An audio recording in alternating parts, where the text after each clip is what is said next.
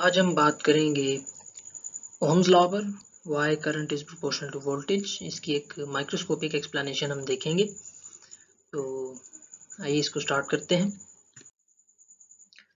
ये देखिए हमारे पास एक सिलेंड्रिकल कंडक्टर है और इसमें करंट फ्लो कर रहा है due to the applied voltage. यहाँ पर एक पॉजिटिव पोटेंशियल, यहाँ पर नेगेटिव पोटेंशियल, एक वोल्टेज अप्लाई किया गया और इसके कोरिस्पॉन्डिंग जो इलेक्ट्रिक फील्ड है वो इस डायरेक्शन में है। तो आप ये देखिए कि जब वोल्टेज हम अप्लाई करते हैं तो करंट क्यों प्रोड्यूस होता है किसी कंडक्टर के अंदर। जब आप वोल्टेज अप्लाई करते हैं तो देखिए ये नीचे वाला जो फार्मूला है इसको अगर आप देखें तो इसके अकॉर्डिंग, चूँकि हमें पता है इलेक्ट्रिक फील्ड को as the negative gradient of the potential के तौर पर आप एक्सप्रेस कर सकते हैं। लिहाजा इलेक्ट्रिक फील्ड और वोल्टेज आपस में प्रोपोर्शनल हुए। तो जब आप वोल्टेज अप्लाई करते हैं किसी कंडक्टर के अक्रॉस तो उस रीजन में एक इलेक्ट्रिक फील्ड प्रोड्यूस हो जाता है जिस रीजन में आपका कंडक्टर मौजूद है। तो ये हमारे पास एक इस वोल्टेज V के कोरिस्पॉन्डिंग एक इलेक्ट्रिक फील्ड E प्रोड्यूस हो गया। ये इलेक्ट्रिक फील्ड E क्या करता है कि इस कंडक्टर के अंदर मौजूद जो इलेक्ट्रॉन्स हैं उन पर एक इलेक्ट्रिक फोर्स एक्सर्ट करता है, इनको पुश करता है in the direction opposite to the electric field, जिसकी वजह से ये मूव करना शुरू हो जाते हैं और करंट प्रोड्यूस हो जाता है। अच्छा, अब करंट की जो है वो अब हम ये एक्चुअली देखना चाहते हैं कि चलें वोल्टेज की मदद से करंट तो प्रोड्यूस होता है, लेकिन आखिर वोल्टेज को बदलने से करंट पर इसका क्या असर पड़ता है। वोल्टेज इंक्रीज करने से करंट बढ़ता क्यों है और इसे कम करने से करंट कम क्यों होता है। तो इसे हम समझने की कोशिश करते हैं। देखिए करंट क्या होता है। Current is equal to delta q divided by delta t. Delta q is the amount of charge flowing through some cross sectional area per unit time.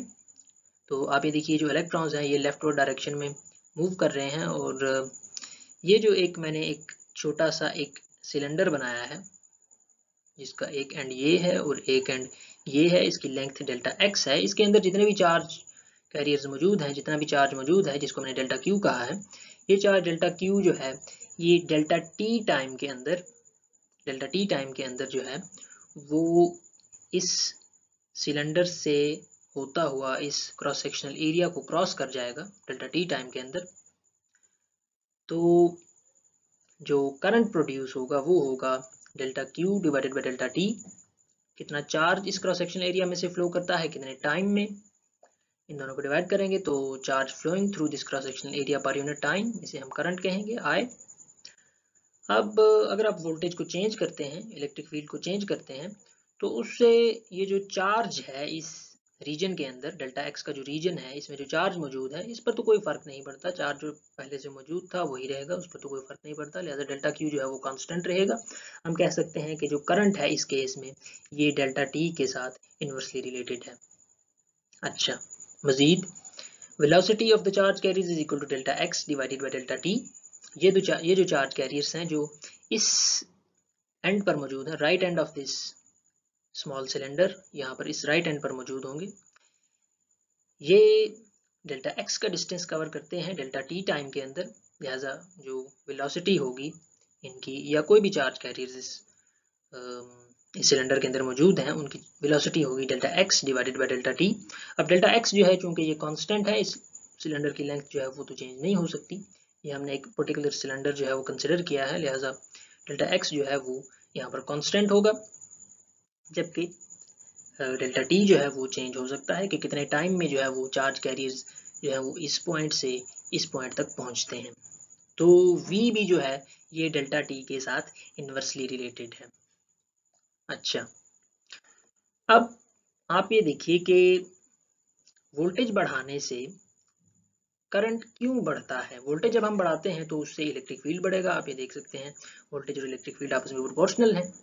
Electric field बढ़ाने से हम ये एक बात समझ सकते हैं कि चार्ज कैरियर्स की वेलोसिटी बढ़ेगी, क्योंकि इलेक्ट्रिक फील्ड जो है वो चार्ज कैरियर्स पर एक फोर्स एक्सर्ट करता है, इन इलेक्ट्रॉन्स पर in the direction opposite to the electric field एक फोर्स एक्सर्ट करेगा जो कि इन चार्ज कैरियर्स को एक्सेलरेट करवाएगी। तो जितना ज़्यादा इलेक्ट्रिक फील्ड होगा उतना ज़्यादा पुश फील होगा इन चार्ज कैरियर्स को और ये उतनी ही ज़्यादा वेलोसिटी से मूव करेंगे। तो इनकी जो वेलोसिटी है वो इलेक्ट्रिक फील्ड बढ़ाने से बढ़ेगी। जब वेलोसिटी बढ़ेगी तो डेल्टा टी जो है वो कम हो जाएगा, यानी कि वेलोसिटी बढ़ने का मतलब ये है अब कि ये जो चूंकि डिस्टेंस तो फिक्स्ड है, डेल्टा एक्स का डिस्टेंस फिक्स्ड है, ये जो चार्ज कैरियर्स हैं, वेलोसिटी बढ़ने का मतलब ये है कि अब ये सारे के सारे चार्ज कैरियर्स कम टाइम में इस क्रॉस सेक्शनल एरिया को क्रॉस कर जाएंगे। इस फार्मूले में I is equal to delta q over delta t, इसमें जो डेल्टा टी का फैक्टर है ये कम हो गया है। कम टाइम में डेल्टा क्यू का जो चार्ज है ये अब डेल्टा एक्स का डिस्टेंस कवर करके इस क्रॉस सेक्शन एरिया को क्रॉस कर जाएगा। लिहाजा अगर डेल्टा टी कम हो गया है तो करंट बढ़ जाएगा। यहाँ पर आप देखिए current is inversely related with delta T, क्योंकि मैंने कहा डेल्टा क्यू जो है वो कांस्टेंट है, इस रीजन में जो चार्ज मौजूद है उस पर तो कोई फर्क नहीं पड़ता इलेक्ट्रिक फील्ड अप्लाई करने का। डेल्टा टी आगे मजीद इनवर्सली रिलेटेड है वी के साथ, क्योंकि डेल्टा एक्स कांस्टेंट है, इस छोटे सिलेंडर की जो लेंथ है ये कांस्टेंट है, लिहाजा वी और डेल्टा टी इनवर्सली रिलेटेड है। V और E के दरमियान रिलेशन जो है एग्जैक्टली हमें पता नहीं है। आगे E और V आपस में प्रोपोर्शनल है, हमें पता है इस रिलेशन के through. E is equal to V divided by D. D is the distance between the points across which the voltage is V and the electric field between those points is E. अच्छा, अब current जो है इस expression में आप देखिए current जो है वो वोल्टेज के प्रोपोर्शनल हो सकता है अगर वेलोसिटी जो है वो इलेक्ट्रिक फील्ड के प्रोपोर्शनल हो।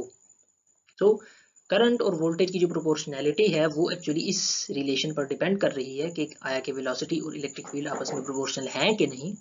ये तो खैर हमने देख लिया क्वालिटेटिवली कि इलेक्ट्रिक फील्ड बढ़ने से वेलोसिटी बढ़ती है, जब आप वोल्टेज बढ़ाते हैं उससे इलेक्ट्रिक फील्ड बढ़ता है, इलेक्ट्रिक फील्ड बढ़ाने से चार्जेस को एक ग्रेटर पुश फील होता है और वो ज़्यादा वेलोसिटी से मूव करते हैं। वेलोसिटी बढ़ने से टाइम कम होता है, कम टाइम में ये charge carriers cross section area को क्रॉस कर जाते हैं और जिससे करंट बढ़ जाता है। लेकिन हमें ये नहीं पता कि आया कि चले, ये तो हमने क्वालिटेटिवली एक रफ आर्ग्यूमेंट के थ्रू हमने एक्सप्लेन कर दिया कि वोल्टेज बढ़ाने से करंट बढ़ता है, इसी तरह से वोल्टेज कम करने से करंट कम भी होगा, लेकिन क्या आया ये दोनों एग्जैक्टली आपस में प्रोपोर्शनल भी हैं कि नहीं? क्योंकि ओम्स लॉ तो ये कहता है कि ये दोनों प्रोपोर्शनल हैं, डायरेक्टली प्रोपोर्शनल हैं, यानी कि जो सर्टेन चेंजेस इन वोल्टेज जो हैं वो प्रोपोर्शनल चेंजेस करंट में प्रोड्यूस करें, तब हम कहेंगे कि ये आपस में प्रोपोर्शनल हैं। तो ये जो प्रोपोर्शनैलिटी है ये इस सेंट्रल प्रोपोर्शनैलिटी पर डिपेंड करेगी। अगर V और E आपस में प्रोपोर्शनल हैं तो well and good, Ohm's law जो है वो वैलिड रहेगा, करंट और वोल्टेज प्रोपोर्शनल आ जाएंगे। लेकिन अगर ये नहीं है तो फिर करंट और वोल्टेज जो है वो आपस में प्रोपोर्शनल नहीं होंगे। लेकिन वोल्टेज बढ़ाने से करंट अलबत्ता बढ़ेगा ज़रूर, लेकिन हो सकता है वो उस फैक्टर से ना बढ़े जिस फैक्टर से वोल्टेज बढ़ा है, यानी कि V और E हो सकता है आपस में प्रोपोर्शनल ना हो। तो अब हम देखते हैं कि कौन से ऐसे मटेरियल्स हैं जिनके लिए V और E आपस में प्रोपोर्शनल हैं। जिन मटेरियल्स के लिए ये रिलेशन होल्ड करता है, V और E आपस में प्रोपोर्शनल होंगे, उनके लिए करंट और वोल्टेज आपस में प्रोपोर्शनल आ जाएंगे। तो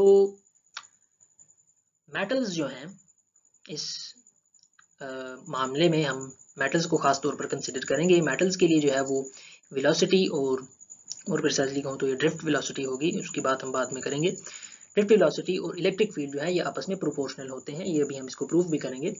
तो मेटल्स के लिए जो है वो यहाँ पर वेलोसिटी और इलेक्ट्रिक फील्ड आपस में प्रोपोर्शनल है, लिहाजा करंट और वोल्टेज जो है वो प्रोपोर्शनल आ जाते हैं। तो अब ये रिलेशन क्या है, वोल्टेज वेलोसिटी और इलेक्ट्रिक फील्ड कैसे प्रोपोर्शनल है मेटल्स के लिए, उसको हम देख लेते हैं।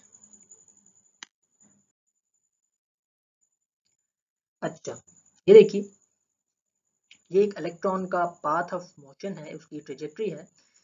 जैसा जब ये किसी मेटल के अंदर मूव करता है, ये सॉलिड लाइन जो है वो उसकी मोशन को रिप्रेजेंट करती है बिफोर अप्लाइंग इलेक्ट्रिक फील्ड, और ये जो डॉटेड लाइन है ये after applying electric field electron की मोशन को रिप्रेजेंट करती है। आप ये देखिए कि मेटल के अंदर इलेक्ट्रॉन जो है वो रैंडमली मूव कर रहा होता है, ये सॉलिड लाइन आपको बता रही है। यहाँ से उसने अपनी मोशन शुरू की इलेक्ट्रॉन ने, फिर जब यहाँ आया तो यहाँ पर कोई आयन कोर मौजूद होगी, उसके साथ कोलाइड करके उसने अपनी डायरेक्शन चेंज की, फिर यहाँ आया, फिर यहाँ से फिर कोलाइड किया किसी दूसरी आयन कोर से, एंड सो ऑन, इस तरह से ये कोलाइड करता हुआ अपनी डायरेक्शन बदलता रहता है। अच्छा, अब आप ये देखिए कि जब आपने इलेक्ट्रिक फील्ड अप्लाई किया तो इलेक्ट्रिक फील्ड अप्लाई करने से इलेक्ट्रिक फील्ड इस डायरेक्शन में लेफ्टवर्ड डायरेक्शन में अप्लाई किया है, तो इस इलेक्ट्रिक फील्ड के अपोजिट डायरेक्शन में इलेक्ट्रॉन को एक वेलोसिटी मिलेगी।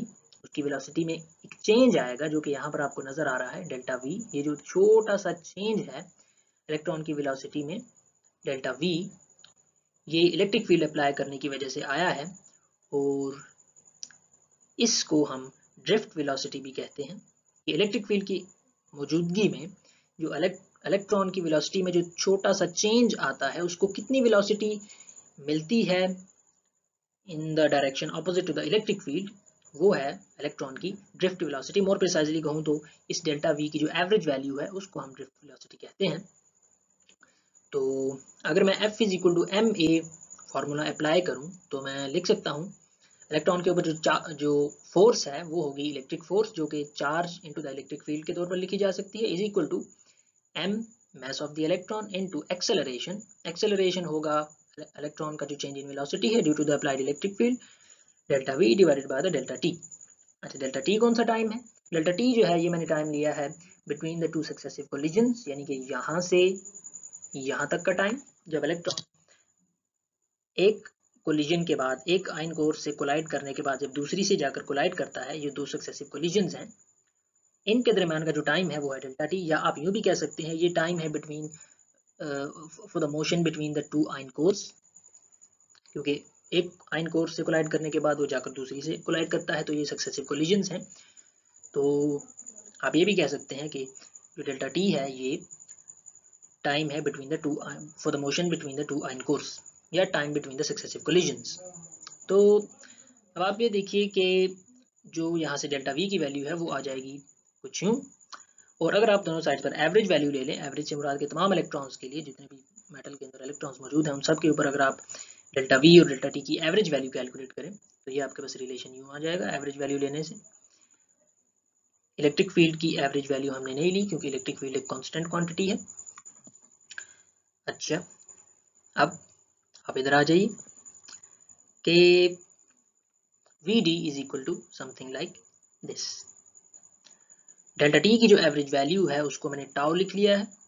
टाउ क्या है? टाउ है एवरेज और mean time between the successive collisions, इसे मीन फ्री टाइम भी कह देते हैं हम। और यहाँ से आपके पास आ जाता है Vd is proportional to E because tau is constant for metals। अब हमने सिर्फ ये देखना है कि मेटल्स के लिए आखिर टाउ कांस्टेंट क्यों है। अगर तो ये कांस्टेंट है तो फिर तो Vd और E आपस में प्रोपोर्शनल आ जाएंगे, और अगर वेलोसिटी और इलेक्ट्रिक फील्ड आपस में प्रोपोर्शनल है तो करंट और वोल्टेज भी आपस में प्रोपोर्शनल आ जाएंगे। टाउ कैसे कांस्टेंट है? टाउ टाइम है, और टाइम आपको पता है डिपेंड करता है डिस्टेंस डिवाइडेड बाय वेलोसिटी पर।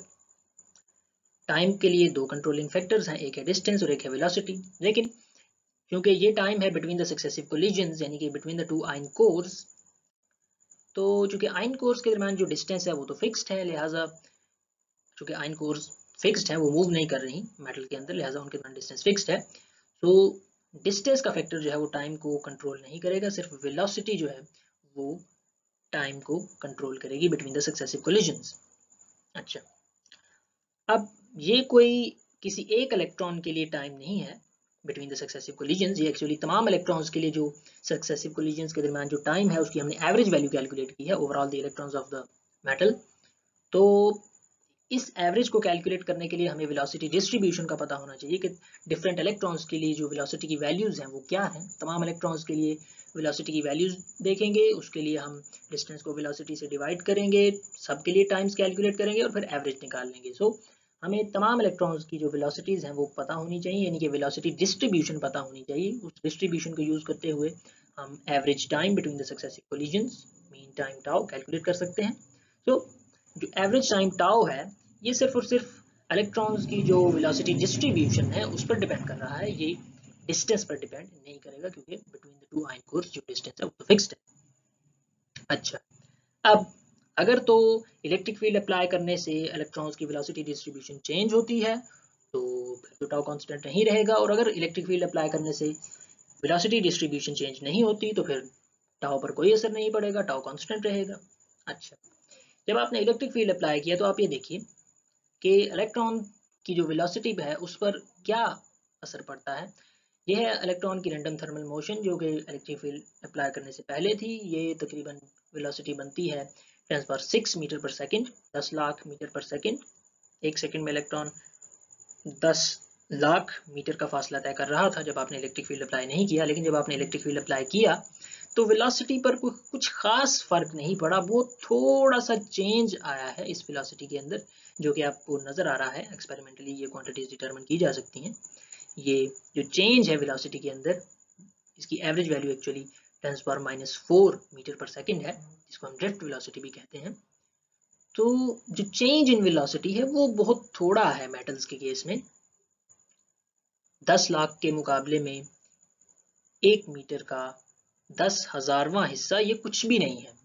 ये वेलोसिटी जो है ड्रिफ्ट वेलोसिटी, जो कि इलेक्ट्रॉन की वेलोसिटी के अंदर एक डिस्टरबेंस है, उसके अंदर एक चेंज है, ये बहुत थोड़ा है as compare to its original motion, its random thermal motion उसके मुकाबले में। सो हम ये कहते हैं कि इलेक्ट्रिक फील्ड अप्लाई करने से इलेक्ट्रॉन्स की जो वेलोसिटी डिस्ट्रीब्यूशन है वो तकरीबन अनडिस्टर्ब्ड रहती है, उस पर तकरीबन कोई फर्क नहीं पड़ता।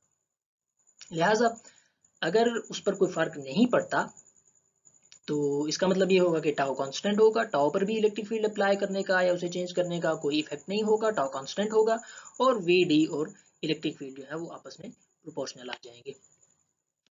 अच्छा, अगर वी डी और इलेक्ट्रिक फील्ड आपस में प्रोपोर्शनल है तो पहली स्लाइड में हमने ये देखा था कि करंट जो है वो डेल्टा टी के साथ इन्वर्सली रिलेटेड है, और इसी तरह से ये अगले रिलेशंस वेलोसिटी और इलेक्ट्रिक फील्ड आपस में प्रोपोर्शनल आ चुके हैं, लिहाजा करंट और वोल्टेज आपस में जो है वो प्रोपोर्शनल होंगे। वोल्टेज बढ़ाने से इलेक्ट्रिक फील्ड बढ़ेगा, इलेक्ट्रिक फील्ड बढ़ाने से इलेक्ट्रॉन्स को एक ग्रेटर पुश फील होगा, वो ज़्यादा वेलोसिटी के साथ मूव करेंगे। ज़्यादा वेलोसिटी के साथ मूव करेंगे तो वो उस क्रॉस सेक्शनल एरिया को जिसको उन्होंने क्रॉस करना है उसको कम टाइम में क्रॉस कर जाएंगे, और कम टाइम में क्रॉस करेंगे तो करंट बढ़ जाएगा। तो वोल्टेज बढ़ाने से करंट बढ़ता है, और हमने ये भी देख लिया कि जो करंट और वोल्टेज हैं ये आपस में एग्जैक्टली प्रोपोर्शनल भी हैं, लेकिन सिर्फ मेटल्स के केस में। मेटल्स के लिए हमने ये प्रूव किया कि जो करंट है और वोल्टेज के प्रोपोर्शनल होता है। और ये ओहम्स लॉ की एक माइक्रोस्कोपिक एक डिस्क्रिप्शन थी, एक उसकी एक्सप्लेनेशन थी कि why current is proportional to voltage.